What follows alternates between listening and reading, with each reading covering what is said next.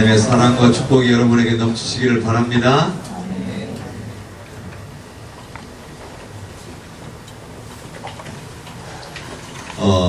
1989년도쯤이었을 겁니다. 한 그룹이 있었는데 그 그룹이 불렀던 노래가 4집인가요? 잘 기억은 안 납니다. 시종일관이라는 제목의 노래가 있었어요. 유치하죠? 여행 스케치라는 그룹인데요. 들어는 봤습니까? 94년도에 발매된 4집 앨범에 나오는 시종일관이라는 곡. 여행 스케치를 알고 계시면 저랑 비슷한 세대입니다. 모르는 분들 많죠? 구태여 그렇게 말할 것까지는 없는데 네. 여행 스케치에 불렀던 시종일관. 한 여인을 향한 사랑이 처음부터 끝까지 변하지 않았으면 좋겠다. 그런 내용의 가사입니다. 누군가를 사랑하고 누군가를 이렇게 좋아하기 시작하면 처음엔 불같이 일어나는 성향이 있잖아요. 근데 세월이 흐르면 어떻습니까? 그 사랑이 불같은 사랑이 계속 지속되는 경우는 굉장히 드뭅니다. 그래서 사랑이 죽을 때까지 계속 잘 가는 사람들은 어떤 사람들인가 하고 봤더니 끊임없이 노력하는 사람들이라는 걸 발견했습니다. 그냥 사랑은 가만히 있으면 계속 뜨겁게 타오르는 게 아니고 계속 노력해서 더욱더 그 사랑을 확대시켜 나가야만 되는 것이다. 모닥불을 딱 떼놓으면 가만히 놔두면 모닥불이 계속 활활 탑니까? 가끔 나무를 하나씩 넣어줘야죠. 그래야 새로운 나무가 들어가서 불이 붙어야 그 열기가 식지 아니하고 적절한 시기 때마다 장작을 하나씩 넣어줘야 돼요. 그것도 시기를 놓치면 어떻게 돼요? 장작을 넣어도 불이 붙지 않을 수도 있어요. 참 시기가 중요하죠. 노력도 중요하고 시기도 중요하고 처음부터 끝까지 같은 마음을 갖고 꾸준히 누군가를 사랑할 수 있다면 참 행복한 일일 거다. 그런 생각을 해봅니다. 오늘 말씀 가운데에 아마샤라고 하는 이 유다의 왕, 이 유다의 왕이 하나님을 섬기는 일에 있어서 어떻게 섬겼는가 이렇게 구절이 나와 있는데 하나님 보시기에는 정직하게 행하기는 하였으나 온전한 마음으로 행하지 아니하였더라. 이 말씀을 제가 묵상하다가 온전한 마음이 뭐야? 이런 생각이 갑자기 제 안에 들었습니다. 온전한 마음이 뭔가? 여러분 한번 생각해 보세요. 온전한 마음이 뭘까요? 하나님을 향한 온전한 마음. 뭔가 있는 것 같은데 정리가 되나요? 몇 문장으로 주르륵 하고 얘기할 수 있을 것 같아요? 한참을 고민했어요. 온전한 마음이 과연 뭔가? 그래서 앞에도 읽어보고 뒤에도 읽어보고 아마샤의 인생 자체를 한번 싹 읽어보고 왜 온전한 마음으로 행하지는 않았고 정직함은 있었는가 등등등을 자꾸 생각해 보게 됐어요. 그러다가 떠오른 단어가 시종일관이라는 단어였어요. 왜 아마샤 왕이 온전한 마음으로 행하지 아니하였다는 평가로 그의 인생이 정리되었는가? 한 사람의 인생을 그렇게 정리해놨잖아요. 하나님을 정직하게 섬기긴 했지만 온전한 마음으로 행하지는 않았다. 딱 이 한 구절로 아마샤 왕의 모든 인생은 정리가 끝납니다. 그 온전한 마음으로 행하지 않은 모습이 뭐예요? 쭉 살펴보니까 처음하고 끝이 다르더라. 처음엔 하나님의 말씀에 청종하고 귀 기울이고 그 말씀대로 살려고 애쓰는 삶을 살았는데 어느 타이밍에 가서 갑자기 하나님의 말씀에 더 이상 귀 기울이려고 하지 않고 자기의 생각대로 살다가 결국에는 별로 좋지 못한 결말을 맞게 되는 모습을 가만히 보면서 처음과 끝이 달랐기 때문에 온전한 마음으로 행하지 못하였다라고 평가되었다. 하나님을 향하여 시작된 이 마음이 끝까지 변하지 않는 것. 저는 이것이 온전한 마음이구나 하는 깨달음을 얻어냈습니다. 오늘 저와 여러분이 예수 그리스도를 믿게 됨으로 말미암아 하나님을 알게 됐습니다. 그리고 우리는 수시로 자주 예수님, 하나님을 사랑한다라고 표현합니다. 그렇죠? 쑥스러워서 안 하십니까? 혹시 연인 중에는 안 하는 사람이 있을지 몰라도 하나님께는 하실 것 같은데요. 합니까? 네. 그런데 그렇게 사랑한다고 표현하지만 오늘 그 사랑의 마음이 어떤가? 처음 예수 그리스도를 믿었을 때의 마음, 그리고 지금 우리의 마음, 여전히 하나님을 향하여 뜨거운 사랑과 열정이 계속 유지되고 있는, 아니면 마치 시소를 타는 것처럼 오르락 내리락 하고 있는 거예요. 아니면 시소를 타는 것도 아니고 그냥 바닥으로 콱 처박혀서 그냥 말만 사랑한다고 하고 이대로 쭉 가고 있는가? 돌아볼 필요가 있습니다. 아마시아 왕의 제가 오늘 삶에 대해서 여러분과 나눌 겁니다. 그 삶의 모습을 보면서 무엇이 문제였나? 어떠한 선택을 과연 잘못 내렸기에 아마시아 왕은 온전한 마음으로 행하지 못하였다는 평가를 받을 수밖에 없는 인생이었습니다. 오늘 그 모습을 보면서 오늘 우리가 어떻게 살아야 할 것인가? 어떻게 하면 온전한 마음을 오늘 우리가 소유하고 하나님을 향하여 우리가 나아갈 것인가? 고민하고 결단해보는 귀한 시간이 되기를 주님의 이름으로 축원합니다. 하나님을 향하여 변하지 않고 온전한 마음을 소유했던 유다의 왕은 과연 누구인가? 성경에서는 딱 두 명을 그렇게 표현합니다.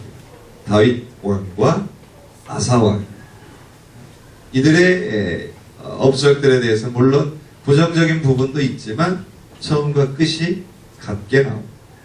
하나님만을 믿고 의지했고 변함이 없었던 한 가지, 하나님의 말씀에 귀 기울였다는 것과, 그리고 절대로 우상을 섬기지 않으려 했다라고.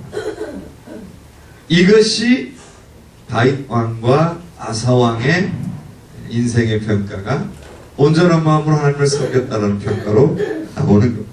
자, 열왕기상 15장 11절 거기 써있죠. 네, 함께 읽어봅시다. 아사가 그의 조상 다윗과 같이 여호와 보시기에 정직하게 행하여, 이렇게 기록되고 끝이 났어요. 더 이상 없습니다. 아사 왕은 하나님을 향하여 그 마음이 변하지 않았다는 것이죠. 기준이 있는 인생과 기준이 없는 인생, 굉장히 중요한 것 같습니다. 오늘 우리가 어떤 삶을 향하여 쭉 나아가고 있을 때 오늘 우리의 삶의 모습이 어떤 기준에 의해서 제어되어지고 있는가? 잘 가고 있는지, 아니면 잘못된 길로 막 달려가고 있는데 제어장치가 없어서 제어되지 못한 채 그냥 앞만 보고 막 가고 있는 건 아닌지, 아니면 나는 정말 바른 길을 향해 가고 있는데 그 길을 가면서 끊임없이 잘못된 길로 가려고 하는 그런 유혹들 속에서 내 안에 분명한 기준이 딱 자리 잡고 있어서 다른 길로 가지 않도록 나를 잡아주고 바른 길로 나아갈 수 있도록 도와주는 그런 기준이 있는지 오늘 우리가 돌아보았으면 좋겠습니다. 분명한 것은 기준이 있는 인생과 기준이 없는 인생은 큰 차이가 있다는 것이죠. 다윗 왕, 아사 왕, 기준이 분명한 사람들이었고, 다른 왕들은 그 기준이 분명치 못했다는 거죠. 그래서 시작은 잘했지만 끝이 잘못 난 사람도 있었고, 시작부터 잘못해서 끝까지 잘못한 왕들도 있었다라는 거예요. 자, 온전한 마음으로 살아가기 위해서 오늘 우리는 바른 선택을 해야 됩니다. 그 기준에 맞는 바른 선택을 해야 됩니다. 첫 번째로 세상의 풍조를 따를 것인가, 아니면 하나님의 뜻을 따를 것인가 라고 하는 선택을 내려야 됩니다. 그때 이 선택에 바른 선택을 할 수 있는 기준이 있어야 돼요. 자,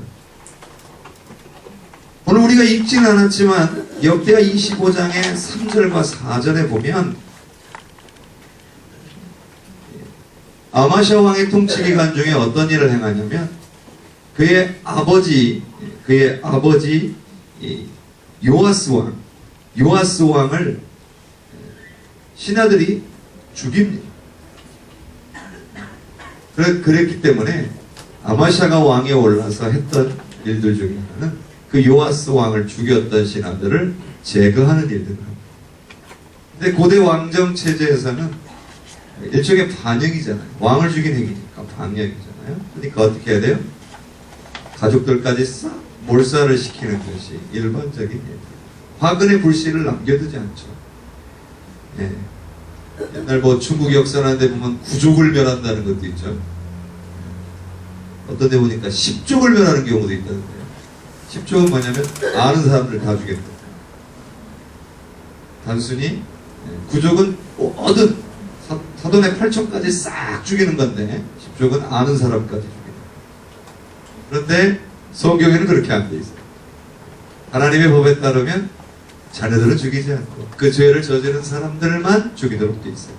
그게 신명기 24장 16절이에요. 같이 한번 읽어봅시다. 아버지는 그 자식들로 말미암아 죽임을 당하지 않을 것이요 자식들은 그 아버지로 말미암아 죽임을 당하지 않을 것이니 각 사람은 자기 죄로 말미암아 죽임을 당할 것이다. 그렇죠. 이 말씀에 근거해서 이 아마샤 왕은 아버지를 죽였던 신하들만 죽게 하고 그리고 그 자녀들이나 가족들에게는 손을 대지 않습니다. 어찌 보면 우리가 인간적으로 생각해 본다면 어때요? 자기 아버지를 죽인 사람들이에요. 뭐 자기에게 힘이 있어요. 그러면 어떻게 해요? 내 하고 싶은 대로 할 수 있어요. 거기다 뿐만 아니라 일반적으로 세상의 사람들, 세상의 왕들이 했던 기준대로 따라서 해도 아무런 문제가 되지 않아요. 그런데 거기서 그들만을 죽게 하고 그들의 자녀들을 살려줄 수 있는 결단은 쉬운 일이 아니에요. 그렇게 멈추어 설 수 있었던 것 뭐예요? 하나님의 말씀이에요. 사람은 자기 죄로 죽어야 한다. 부모의 죄 때문에 자녀가 죽거나 자녀의 죄 때문에 부모가 죽는 일들은 없어야 된다라고 하는 하나님이 정해놓으신 법에 따라서 그 안에서 올라오는 그런 어떤 분노나 이런 것들을 억제할 수 있었다. 오늘 우리가 살아가는 인생 가운데 우리는 너무나 쉽게 우리 안에 있는 그런 분노나 혹은 우리 안에 있는 이런 우리 안에 있는 욕망들을 너무 쉽게 세상적인 사람들과 동일하게 표출하는 경우들을 많이 봐요. 많이 그냥 쏟아내버려요. 쉽게 쏟아내버려요. 왜? 그래놓고 말하죠. 내가 내 기분을 안다면 내가 이렇게 하는 걸 이해할 거야. 인정에 호소할 수 있을지 몰라요. 근데 우리의 기준은요 거기에 있지 않다는 거예요. 오늘 우리의 기준은 하나님의 말씀에 있는 줄로 믿습니다. 하나님의 말씀에 비추어서 하나님이 원하시는 모습으로 서 있어야 될 줄로 믿습니다. 하나님의 말씀이 기준이 되어서 오늘 우리 자신을 제어할 수 있어야 할 줄로 믿습니다. 그 선택을 할 수 있어야 오늘 우리가 온전한 마음 계속해서 나아갈 수 있을 줄로 믿습니다. 두 번째는요, 사람의 방법을 따를 것인가 아니면 하나님만을 의지할 것인가. 눈앞의 작은 유익과 그런 손해나 이런 것들 때문에 연연하거나 그렇게 함을 통해서 하나님의 뜻을 거스리는 인생을 살 것인가 아니면 하나님의 뜻을 따름으로 더 큰 유익을 누릴 것인가. 당장 눈앞에 보이는 건 손해같이 보여요. 당장 눈앞의 유익을 막 얻기 위해서 하나님께서 기뻐하시지 않는 일들을 과감히 할 수도 있을지도 모릅니다. 근데 이런 실수가요 오늘 우리 삶에 상당히 상당히 많다. 자, 5절부터 10절까지는 아마시아 왕이 에돔과 전쟁을 치르려고 해요. 에돔과 전쟁을 치르려고 하는데 20세 이상 군인으로 할 만한 사람들을 한번 싹 모아봐라 했더니 얼마가 모여졌냐면 30만 명이 모여졌어요. 상당히 많죠. 30만. 그런데 아마시아 왕의 판단은 30만 명 갖고는 안 된다. 그래가지고 은 100달란트를 주고 이스라엘, 북왕국 이스라엘에서 용병을 고용합니다. 이 은 100달란트가 얼마큼 되냐, 어느 분이 그렇게 정리를 해놨더라고요. 한 3.7톤쯤 된다고. 그러니까 부피가 얼마인지는 모르겠어요. 무게가 3.7톤쯤 나간다니까. 굉장히 가벼운 건 아니죠. 우리가 사람이 한 2명이서 이렇게 들고 가도 100kg 들고 갈 수 있을까요? 둘이서? 쉽지 않겠죠. 굉장히 많은 양의 은을 10만 명이나 고용해야 돼요. 줬어요. 근데 어떻게 돼요? 하나님의 사람이 와서 북왕국 이스라엘 사람들 다 돌려보내요. 하나님이 기뻐하시지 않아요. 그러니까 아마시아가 고민이 됐어요. 이미 은 100달란트 다 줘버렸는데, 여기까지 그래서 왔는데 은 100달란트 다시 내놔라 할 수도 없고, 결국은 그냥 당신들 그거 갖고 돌아가시오 해야 되는 상황. 자, 갈등되죠. 눈앞에 이거 그냥 돌려보내면 손해. 그리고 40만 명으로 싸워야 되는데 지금 10만 명이 갔기 때문에 30만 명으로 싸워요. 전술을 잘 펼치면 그 10만 명 앞쪽으로 내몰아가지고 먼저 싸우게 할 수도 있을지도 몰라요. 근데 그걸 다 포기해요. 순수하게 자기들 유다 사람들만으로 싸워서 이겨야 되는 상황. 자, 그런데 하나님의 말씀은 그런 거, 그거에 연연하지 마십시오. 하나님께서는 그보다 더 많고 더 큰 것을 주실 수 있습니다. 이렇게 말합니다. 여러분, 은 100달란트가 조금일까요? 3.7톤쯤 된다고 하니까 그 은이 정말 적은 양일까요? 그렇게 해서라도 애돔을 이기고 싶었던 건데. 그런데 하나님은 하나님의 뜻은 거기 있지 않아요. 단순히 남왕국 유다가 에돔과 싸워서 이기는데 하나님의 관심이 있는 게 아니에요. 하나님의 관심은 이 남왕국 유다가 하나님의 말씀을 청종하고 하나님의 뜻에 따라 순종하고 하나님의 영광이 나타났을 때에 하나님께 영광을 올리는 것. 하나님은 그것을 말하시는 거예요. 그렇게만 된다면 니들이 원래 얻으려고 했던 것보다 하나님은 더 풍성하게 주실 수 있는 분이라고 하는 사실을 일깨워주고 있는 거죠. 오늘 우리 인생에 그래요. 여러분의 삶에 그런 선택의 순간들 꽤 많을 거예요. 직장에서 혹은 사업을 하다가도 내가 하나님의 일과 하나님의 말씀과 내 일 앞에서 내가 이 일을 계속 진행했을 때 내 삶에 풍성한 유익들이 분명히 있는 게 눈앞에 보임에도 불구하고 하나님의 영광을 위한 일, 하나님께서 원하시는 일을 감당하기 위해서 그것을 포기할 것인가 포기하지 않을 것인가, 그런 선택의 순간들이 여러분들에게 분명히 있을 겁니다. 오늘 말씀은 그런 오늘 우리에게 도전을 주는 말씀인 것 같아요. 그럴 때 비록 내가 손해를 감수하고라도 하나님의 말씀을 따를 것인가, 말씀을 따르라고 오늘 우리에게 도전하고 있습니다. 하나님의 말씀을 따르실 수 있는 저와 여러분 되시기를 바랍니다. 여호사밧 왕 때는요, 이 유다의 병사의 숫자가 116만 명이었대요. 근데 불과 반세기 전이에요. 50년 전이에요. 여호사밧 왕 때는 그렇게 많았는데 아마시아 왕 때는 30만밖에 안 됐어요. 왜냐하면 그의 아버지 요아스 왕이 말아먹었기 때문에 아람하고 전투에서 대패를 하죠. 많이 죽었어요. 그 사이에 악한 왕들이 쭉 진행되면서 싸움에서 맨날 져요. 그런데 에돔과의 전투에서는 30만 명 갖고도 싸워서 이기게 한다는 거죠. 결국 하나님께서는 하나님을 대적하고 우상을 숭배하는 이스라엘과 함께하지 않기를 원하셨고, 전쟁의 승패는 오직 하나님께 달려있음을 인정하기를 원하셨다. 사람의 수에 많고 적음이 아니라 전쟁은 하나님께서 하십니다. 그것을 인정하라는 것이죠. 실수는 누구나 할 수 있어요. 잘못된 선택은 누구나 할 수 있어요. 그런데 결국에는 하나님의 말씀이 우리에게 임하였습니다. 오늘 그 말씀을 듣고 그 실수에서 돌이킬 수 있어요. 분명히 아마시아 왕은 실수를 했어요. 하나님 앞에 묻지 않고 은 100달란트를 들어서 북왕국 이스라엘의 군대를 고용했어요. 그러나 하나님의 말씀이 임하자 그는 돌아섰어요. 그리고 그들을 돌려보냈어요.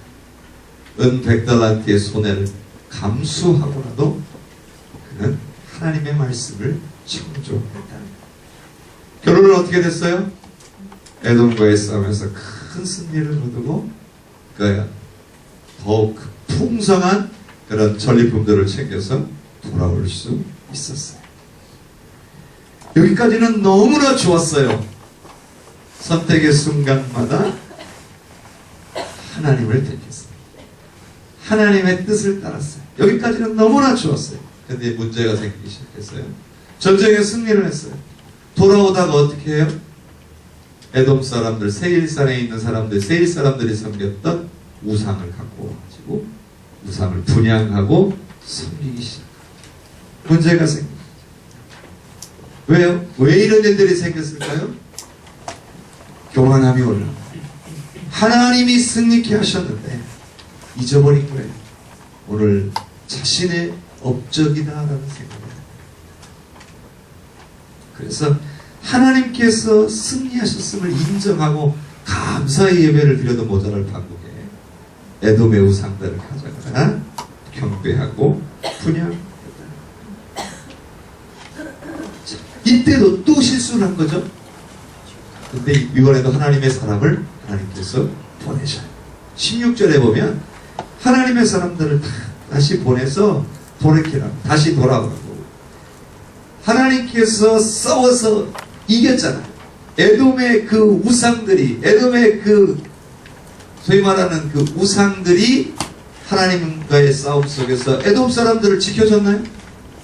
못 지켜줬잖아요. 패했잖아요. 하나님께서 이기셨다는 걸 증명해내셨잖아요. 그런데 왜 에돔의 우상들을 섬기냐는 거예요. 이 마음이, 아마시아 왕의 마음에는 어떤 마음이 있었을까요? 고대 근동 사람들의 성향. 싸움에서 이기면 그 나라의 신도 가져다가 종속시키는 거예요. 말하자면 신들을 모으는 거죠. 우상들을 모으는 거예요. 그러면 그럴수록 자신의 위세를 높이 드러낼 수 있는 것입니다. 교만해진 거예요. 하나님께서 승리하셨다는 사실을 인정하고 겸손하고 낮아져야 되는데 교만해진 거예요. 오늘 우리 인생에도 그래요. 막 힘들고 어려울 때는 하나님 앞에 막 열심히 기도하는데 그 일들이 막 그대로 확 되어지면 어때요? 감사는 잠깐이고, 그래요. 내가 이런 일들을 이루었다고 자랑하고, 드러내고 싶어하고 인정받고 싶어하는 욕구들이 오늘 우리 안에서 막 올라오잖아요. 사단이 오늘 우리 안에서 우리의 교만함을 막 부르는 거예요. 야, 네가 잘해서 그래. 네가 노력한 거의 결과물이야. 이 대가야. 마음껏 즐겨. 이렇게 오늘 우리 안에서 끊임없이 우리를 공격해오죠. 그럴 때마다 오늘 아니야. 하고 거부할 수 있어요. 하나님이 하신 거예요. 하나님이 나를 붙들어 주셔서 내게 지혜를 주시고 내게 능력도 주셔서 이걸 감당하게 하시고 이걸 통해서 하나님이 영광을 받으셔야 되는 거예요. 하나님이 영광 받으시라고 나를 그렇게 사용하고 계신 거야 라고 인정할 수 있어요. 그래야만 하나님께서 계속해서 오늘 저와 여러분을 사용하시고 하나님의 원하시는 그 길로 우리를 인도해 주시는 줄로 믿습니다. 하나님이 이렇게 기회를 주세요. 막 교만한 마음이 막 들어올 때 그걸로부터 돌이키라고 기회를 주시고 사람을 보내서 너 그거 잘못됐다. 그 아버지 요아스 왕도요 문제가 생겼어요. 그 고모부인 여호야다 제사장이요 참 살아있을 동안에는 그 요아스 왕도 잘했어요. 하나님. 근데 그 여호야다 제사장이 딱 죽고 나니까 유다 관객들이 찾아와가지고 막 쑥삭 하니까 막 교만함이 막 올라오고 그때 뭐 하기 시작했어요? 아세라 목상 무상 가사가 막 있습니다. 그리고 막 그때도 하나님이 또 선지자를 보내세요. 너 그거 그러지 마. 그러면요 아유 필요 없어. 나중에는 여호야다 제사장의 아들 그러니까 요아스 왕하고는 사촌간이잖아요. 스가랴 제사장이 딱 그러면 안 됩니다. 어떻게 됐을까요? 왕이 허락해서 죽입니다. 왜 이렇게까지 했을까요? 교만함이 하나님께서 기회를 주시는데 그 안에 이미 자리 잡아버린 교만이 그를 하나님 앞에 설 수 없도록 그렇게 만들어가고 있는 자신을 높일 것인가 하나님을 높일 것인가 오늘 우리 인생에 분명한 결정이 있어요. 오늘 우리는 철저하게 자신을 낮추고 하나님을 높이는 인생을 살아야 할 줄로 믿습니다. 내 안에서 내 삶 가운데에 하나님이 잘되게 하신 일들이 있다면 그 모든 것들이 하나님의 은혜라는 고백을 반드시 올려드릴 수 있기를 바랍니다. 네 번째로 사람의 말을 들을 것이고 하나님의 말씀을 들을 것입니다. 에돔의 우상을 섬기는 모습을 책망하는 선지자의 말을 들으려 하지 않았습니다. 하나님의 말씀에 귀 기울여 하지 않았고 오히려 사람의 말 듣고 이스라엘과 전쟁을 치르기 시작합니다. 자, 거기 보면 17절에 보면요. 유다 왕 아마시가 상의하고 그 다음에 나서 이스라엘 왕 요아스하고 대면하자고. 여기서 말하는 이 대면하자는 말은 한번 붙어보자 그 말입니다. 근데 누구랑 상의했어요? 누구랑 상의했는가? 안 나와 있잖아요. 근데 분명한 거 하나는 하나님과 상의한 건 아니에요. 그렇죠? 누가 봐도 여기를 보면 하나님과 상의한 이미 하나님의 사람이 와서 잘못을 가르쳐줬을 때에 누가 너를 우리의 모사로 삼았느냐 하고 내쳐버린 아마시아 왕이 이미 이제 교만으로 확 자리 잡아가지고 이제 기세등등했어요. 에돔도 먹었는데 이제 북왕국 이스라엘도 한번 어찌 해보자. 더군다나 그 10만 번 교영했다가 돌려버렸는데 이 사람들이 돌아가다가 그냥 돌아간 게 아니에요. 유다 성은 몇 개를 약탈해가지고 유다 백성 한 3,000명을 죽이고 갔어요. 열받잖아요. 화났잖아요. 거기다 에돔까지 이겼잖아요. 이제 북왕국 이스라엘이랑 한번 붙어도 우리가 이길 거다. 한번 붙어보자. 그렇게 합니다. 누구랑 상의하고요? 사람이랑 상의. 하나님과 상의하지 않았어요. 하나님께 묻지 않았어요. 구하지 않았어요. 하나님의 말씀을 들으려 하지 않았어요. 어떻게 됐어요? 전쟁에서 패했어요. 나중에 또 비참하게 죽습니다. 그게 이 유다의 왕들의 많은 반복적인 모습. 여호야다 제사장의 말을 듣지 않던 요아스 왕, 또 하나님 사람의 말을 잘 듣다가 듣지 않는 이 요아스 왕, 또 스가랴의 말을 듣다 우시야, 이 다음 왕이 우시야 왕이거든요. 그 우시야 왕도 또 다른 스가랴의 선지자인 것 같아요. 말을 잘 들어요. 근데 세 왕과 공통점. 요아스 왕, 그 아들 아마시아 왕, 그 밑에 우시야. 세 왕 모두 다 뭐예요? 처음에는 잘 하나님 말씀 듣다가 나중엔 다 하나님 말씀 안 들어요. 공통점. 다 하나님 말씀 잘 들을 땐 잘 되게 됐어요. 그러다가 잘 되고 나면 다 교만함이 들어오기 시작해요. 그리고 다 어떻게 돼요?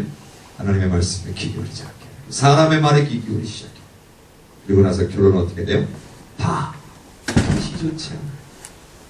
시종일관 이게 안 돼요. 처음이 끝까지 못 가요. 가다가 주저앉아버려요. 되게 대부분의 유다 왕들 다 이랬어요. 근데 다윗 왕하고 아샤 왕은 그렇지 않았다. 쉽지 않다는 얘기죠. 오늘 우리가 하나님을 향한 믿음을 지켜나가는 것이 그렇게 쉽지 않다는 거예요. 하나님을 향한 사랑이 식어지지 않는 것이 그렇게 쉽지 않다는 거예요. 가만히 있으면 계속해서 타오르는 것이 아니라 모닥불이 점점점 꺼져가듯이 우리도 꺼져갈 수 있어요. 그렇기 때문에 날마다 오늘 우리의 삶에서 하나님의 말씀을 청종하고 하나님 앞으로 나아가는 삶의 결단이 있지 않으면 마치 모닥불에 장작을 끊임없이 계속 던져놓는 것처럼 그런 시도가 오늘 우리 안에 있지 않으면 오늘 우리의 신앙은 점점점 식어질 수밖에 없어요. 그리고 그때에 하나님 앞에 오늘 우리가 서 있지 않는다면 오늘 우리의 삶의 형통함이 오늘 우리에게 유익이 되는 것이 아니라 우리를 교만으로 이끌어서 하나님으로부터 더 멀어지게 만드는 올무가 될 수도 있다. 저는 우리 청년들이요, 이 청년의 때에 하나님을 향한 그 열정을 더욱 뜨겁게 가질 수 있기를 원합니다. 그러기 위해서는요, 하나님의 말씀을 더욱 굳게 붙드시기를 바랍니다. 요아스 왕도, 아마샤 왕도, 그리고 우시야 왕도 하나님의 말씀을 청종할 때에 하나님께서 강성하게 하셨습니다. 오늘 우리가 시종일관 하나님의 강성케 하시는 은혜를 입으려고 한다면 끊임없이 우리는 하나님의 말씀에 귀 기울이기만 하면 되는 거예요. 그리고 그 말씀대로 순종하려고만 하면 되는 거예요. 그러면 오늘 우리의 삶에는 하나님의 강성케 하심, 인도하심과 하나님의 풍성케 하심이 부어질 줄로 믿습니다. 그 가는 길 가운데 힘들고 어려운 일이 있다 할지라도 그것이 끝이 아니에요. 하나님이 여러분을 반드시 붙드셔서 세우실 줄로 믿습니다. 그런 의미에서 저는 온전한 마음, 다른 한편으로는 겸손이다 이렇게 표현해보고 싶습니다. 힘들고 어려울 때나 잘되고 잘나가고 있을 때에도 언제나 우리의 인생의 주인은 하나님이시라는 사실입니다. 이러한 사실을 인정할 때, 그래서 오늘 우리가 겸손하고 낮아질 때, 그리고 하나님만을 높여드릴 때에 하나님의 인도하심과 축복은 언제나 저와 여러분과 함께 계실 줄로 믿습니다. 잠언 16장 18절에 교만은 패망의 선봉이요 거만한 마음은 넘어짐의 앞잡이라고 합니다.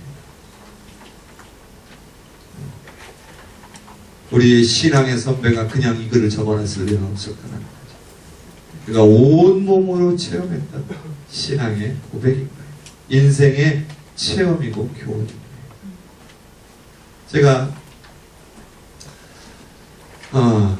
신앙생활 하면서 제일 고민하는 영역이 이 교만과 겸손에 대한 겁니다. 저도 이거 잘 아는데요. 자랑하고 싶은 욕구, 인정받고 싶은 욕구, 인정 안 해주면 말을 해서라도 좀 인정해주기를 바라는 욕구가요 안에 있어요. 그래서 우리 아들 보면 많이 느껴요. 아빠가 그런 거 있잖아요. 뻔한 거 있잖아요. 아빠 나 이거 했다. 뭐라는 얘기예요? 칭찬해달라는 얘기거든요. 애들은 그럴 수 있어요. 근데 이 신앙이 성장하면 성장할수록 사실은 더 겸손하고 낮아져야 되는데 억지로라도 인정받고 싶어하는 욕구를 가는 사람들이 굉장히 많아요. 근데 그것도 괜찮은데 정말 내가 세상에서 가장 바르고 내가 세상에서 신앙생활을 가장 잘하고 있고 내가 정말 신앙의 모범이 되는 것처럼 다른 사람을 판단하고 정죄하는 일들이 오늘 우리 안에서 많이 쉽게 일어날 수 있는 거예요. 특별히 이 청년부 소그룹 공동체에 있다 보면 오늘 그런 항상 위험성이 있다는 걸 우리가 기억해요. 근데 공동체는요, 남을 나보다 낮게 여겨야만 됩니다. 그래야 그 공동체가 섬겨야 됩니다. 여러분 예수님 생각해 보세요. 예수님이 제자들보다 부족한 게 뭐가 있어요? 단 하나도 없어요. 그런데 그 예수님이 제자들을 섬기시잖아요.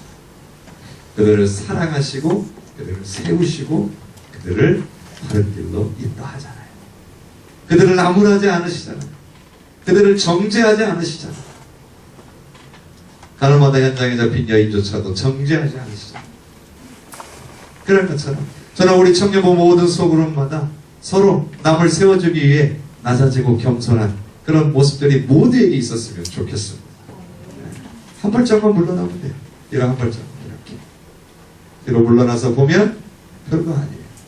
항상 이러고 탁 다가가니까 문제가 되는 거예요. 아유, 어떻게 그럴 수가 있어? 근데 한 발짝만 딱 물러나면 그럴 수도 있겠네요. 이럴 수 있는. 그게 오늘 우리에게 필요한 것 같아요. 그리고 하나님의 말씀이 뭐죠?